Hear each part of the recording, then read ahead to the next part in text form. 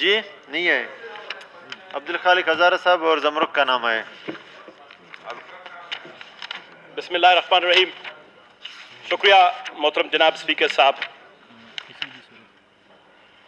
3 सालों से बलूचिस्तान में जो तकलीफ़ और मुश्किलात थी उनको तो हम हर मरहले पर मौके पर बयान कर रहे थे, लेकिन अफसोस की बात है कि जिस हुक्मरान के कान और आंखें दोनों बंद हों, किसी न किसी दिन उसको ये दिन देखने पड़ते हैं।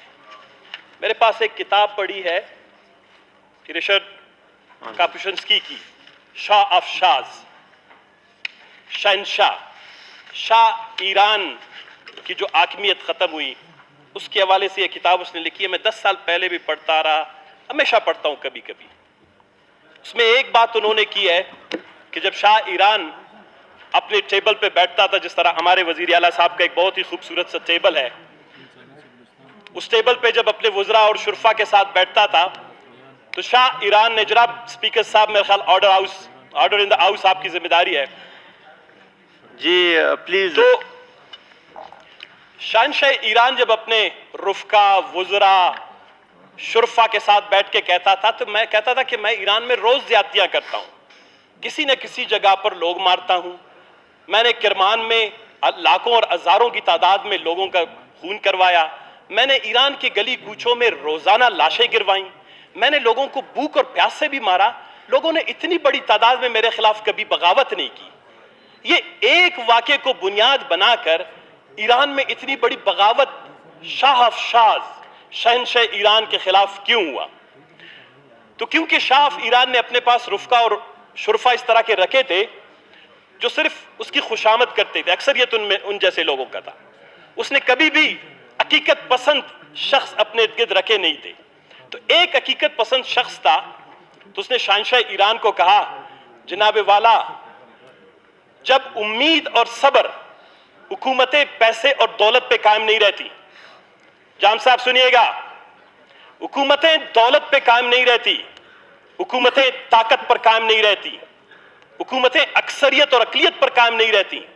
दुनिया में अगर कहीं हुकूमतें कायम रहती हैं या उनमें तवालत आती है, उनमें इस्तेकाम होता है, तो वो 2 किस्म की रियासतें और हुकूमतें कायम रहती हैं जिनमें एक उम्मीद और सब्र, ये दोनों चीजें मौजूद हों।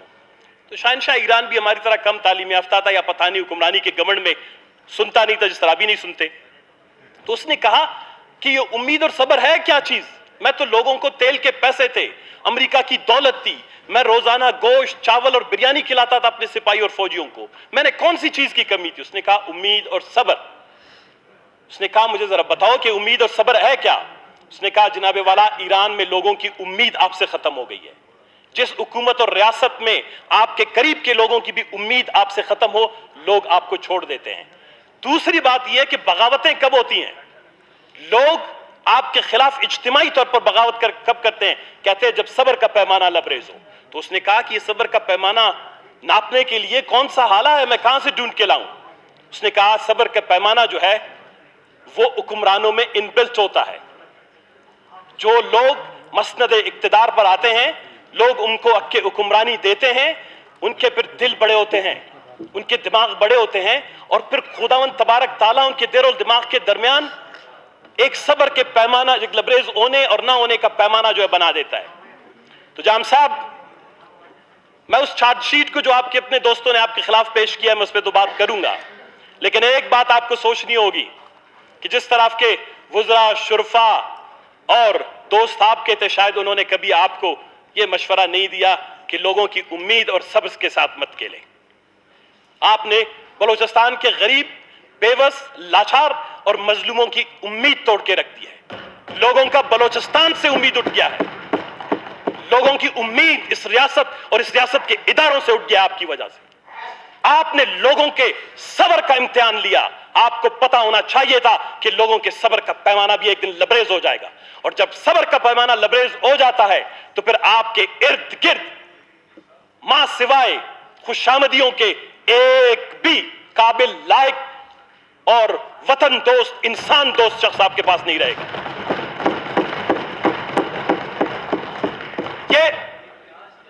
ये जो अदम एतमाद है, गौराम साहब तकलीफ करके तशरीफ रखें। गौराम साहब, गौरव साहब प्लीज अपने सीट पे जाएं। जनाबे वाला, 3 सालों में जाम कमाल खान की शख्सी हुक्मरानी, आमराना तर्ज हुकूमत, इदारों को यरगमाल बनाने की पॉलिसी, बलोचिस्तान के वसाइल को तिफलाना तर्ज पर जाया और गैर पैदावारी मंसूबों पर खर्च करना, जमीनी अकाइद के बरखिलाफ, सूबे की माशी बदाली के अकाइद के बरखिलाफ बजट व पीएचडीपी, तिफलाना बजट और पीएचडीपी बनाना, मासूम शहरियों के जान और माल के साथ खेलना, तालीम, रोजगार, सेहत, सफरी सहूलियात और बिजली, गैस, पानी जैसी बुनियादी जरूरतों को नजरअंदाज करके गरीबुलाल सूबे के वसाइल को स्टेडियम, दुबई एक्सपो और जीप रैलियों में जाया करने वाले हुक्मरानों का अंजाम यही होता है जनाबे वाला। तहरीक अदम एतमाद दरअसल ये वो चार्जशीट है जो इसके अपने दोस्तों ने पेश किया है। इसकी बहुत तवील है जनाबे वाला। जब उन्होंने अक्के हुक्मरानी संभाला, इसी जगह पर मैं खड़ा था। मैंने उनको कहा, जाम साहब आपको मुबारक हो, अगर खुदावंद तबारक ताला की तरफ से है या किसी और तरफ से आपको ये मिल गया है, दे दिया गया है, हमारे किस्मत में ये नहीं था। हम आपके साथ बैसियत दोस्त और साथी ताउन करेंगे, मुशावरत और मुफाहमत की पॉलिसी अपनाएं। बलोचिस्तान तकलीफदेह मराइल से गुजर रहा है, खून, प्यास, आंसू और सिसकियों से गुजर रहा है। ये ऐसा नॉर्मल सूबा नहीं है जिसमें आप मुगल शाही तर्ज की हुक्मरानी करें। ये पहली मेरी तकरीर की भी बातें यही थी। और आज 3 साल के बाद तहरीक अदम एतमाद, अक्सरियत जो आज तहरीक अदम एतमाद को हासिल हुआ है, उसके बाद भी मैं उनको कहूंगा कि जाम साहब, काश हमने कभी आपसे जाती मुफाद और मकासद की बात नहीं की। हमारा दफा यहां पर खड़े रहते थे और हम आपको आईना दिखा दे रहे थे कि जाम साहब, जो आईना आपके दोस्तों ने उठाया उसमें आपका चेहरा अलग है, लेकिन बलूचिस्तान के गरीबुल हाल गिदानों में, कूचों में, सड़कों में, शहरों में, गलियों में जाएं, आपका कोई और चेहरा है। आप बलूचिस्तान को तबाही और बर्बादी की तरफ धकेल रहे हैं।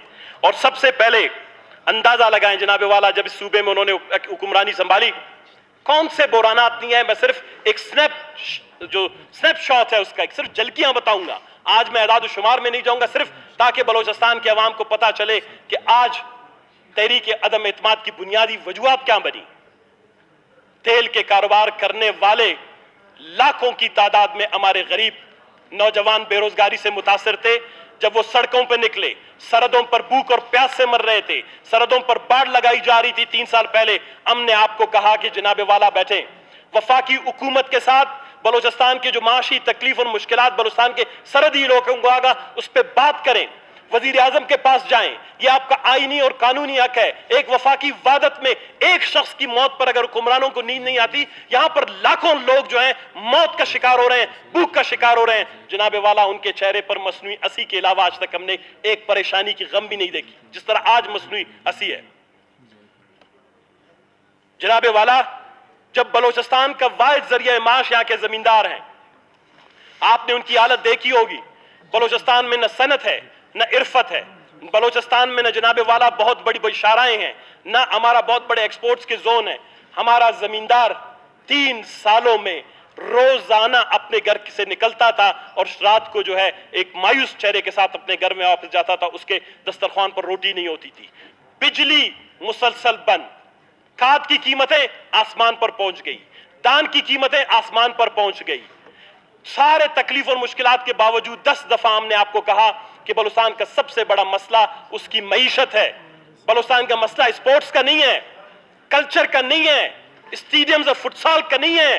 बलूचिस्तान की तकलीफ और मुश्किलात जो हैं उसकी जमींदारी, उसके कारोबार से मुंसलिक हैं। आपने एक दिन भी तकलीफ नहीं किया, किसी 2-4 जमींदार को ही बुला लेते कि उससे पूछ लेते कि मैं आने वाले बलूचिस्तान के वसाइल उनका कैसा खर्च करूं।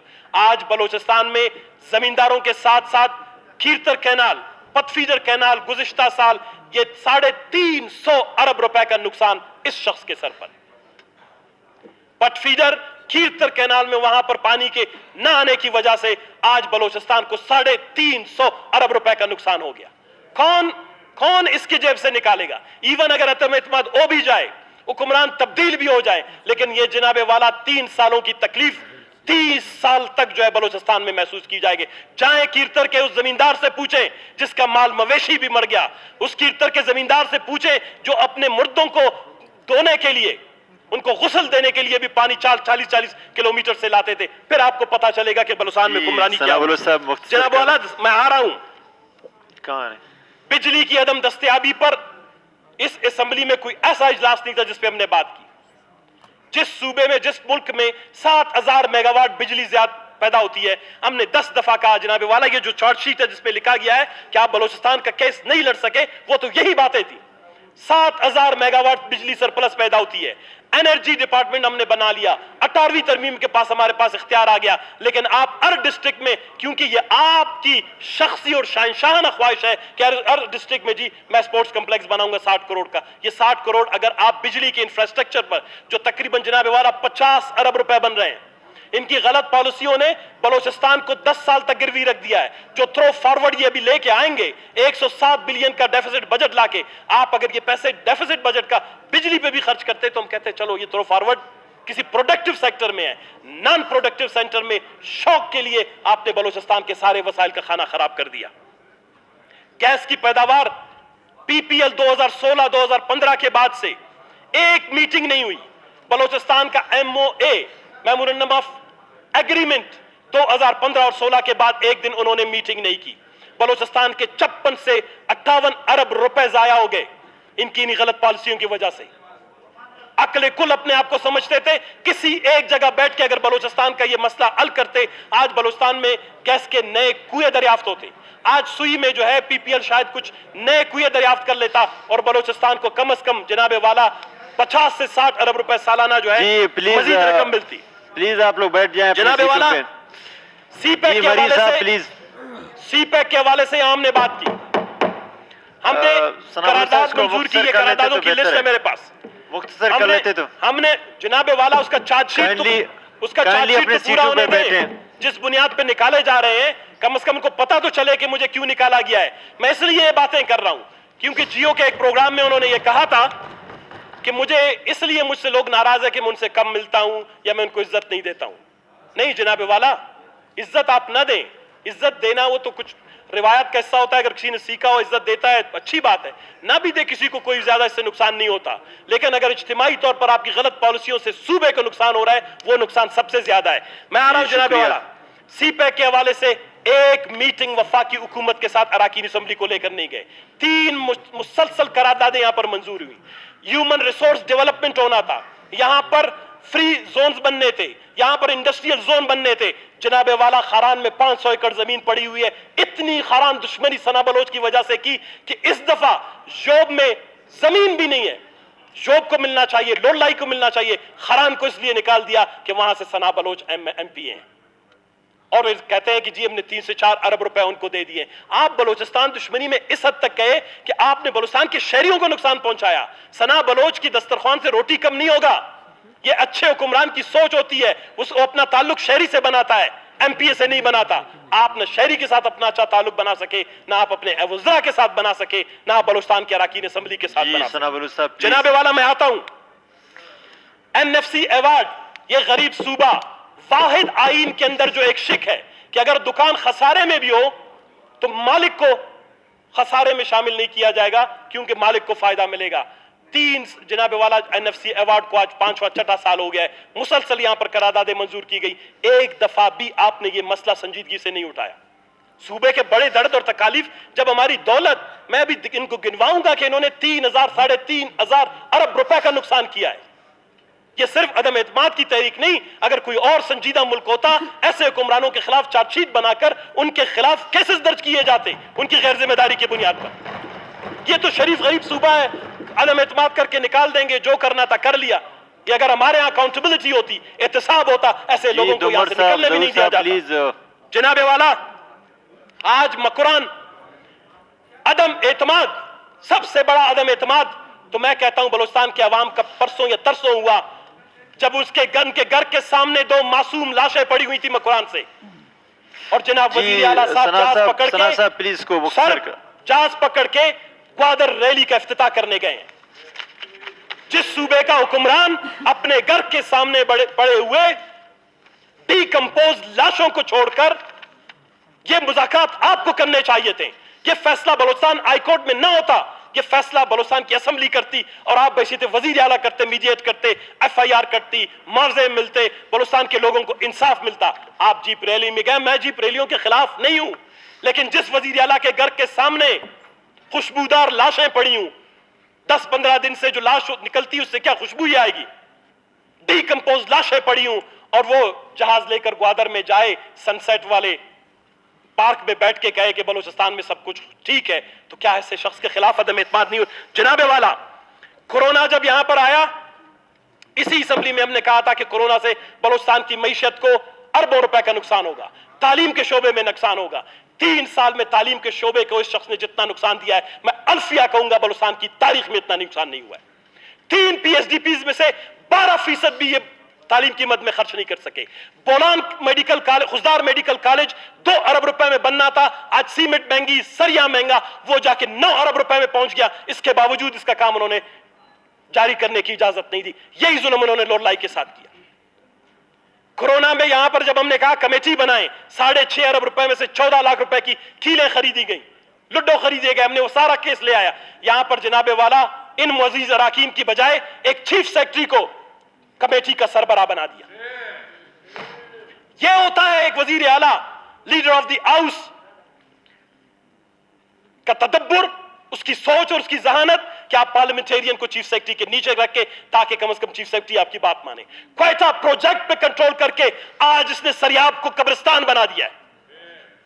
कोई भी शख्स वहां से गुजरने के लिए तैयार नहीं है। क्वेटा प्रोजेक्ट के खरबों रुपए की करप्शन, महकमे सेहत की करप्शन, फिशरीज के महकमे में 1.5 अरब रुपए की करप्शन के केसेस नैब में चल रहे हैं।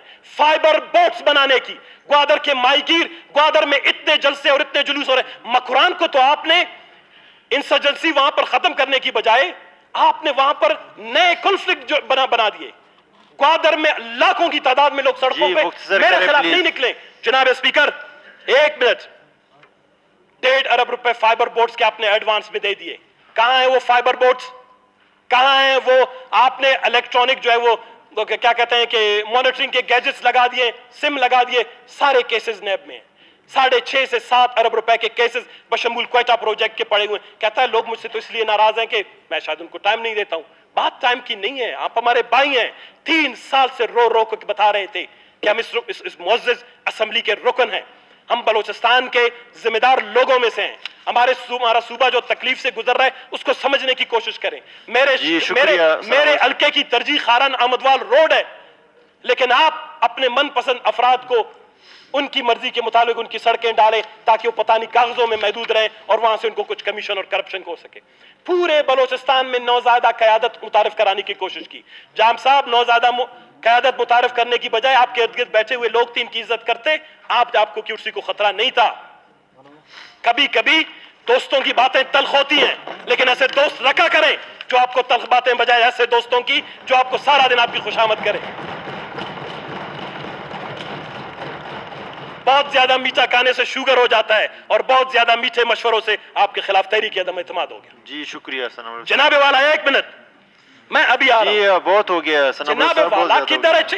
इतना बड़ा चार्जशीट है, इतना बड़ा चार्जशीट है, अभी तक तो मैं आईनी मसलों में नहीं आया। बहुत ज्यादा है जनाबे वाला, जिस भी आपने, मैं तो हैरान हूं कि आपके साथ इन्होंने फिर भी दोस्तों ने 1-2 साल कैसे मोहब्बत में गुजार दी। सेक्रेटरीज को कंट्रोल, इदारों को कंट्रोल, फंड्स को कंट्रोल, PSDP को एक्सेल शीट में अपने सामने रखकर सारा दिन उसको जो है निचोड़ना, उससे जो है अपोजिशन के हल्कों के लोगों की जिम्मेदार मंसूबे, पानी के मंसूबे, तालीम के मंसूबे, स्कूल के मंसूबे, अच्छी सड़कों के मंसूबे निकाल कर अपने नौज़ायदा सियासी लोगों को जो है करप्शन के मंसूबे उनकी नजर करना। जाम साहब, बलूचिस्तान की तारीख में कभी किसी ने ऐसे नहीं किया था, आपके वालिद साहब ने भी नहीं किया था। मैं अल्फिया बताऊं, हम सियासी इख्तिलाफात हर किसी के साथ हैं, लेकिन मैं बलूचिस्तान का जिम्मेदार शख्स हूं। मैं तारीख में अपना नाम आपकी खुशामद करके नहीं लेकर वहां चाहता था। मैं 3 साल तक बलूचिस्तान, और आपके बाद भी जो कोई आएगा कि मैं अल्फिया तौर पर बताऊं, आप तो अपने नजदीक किसी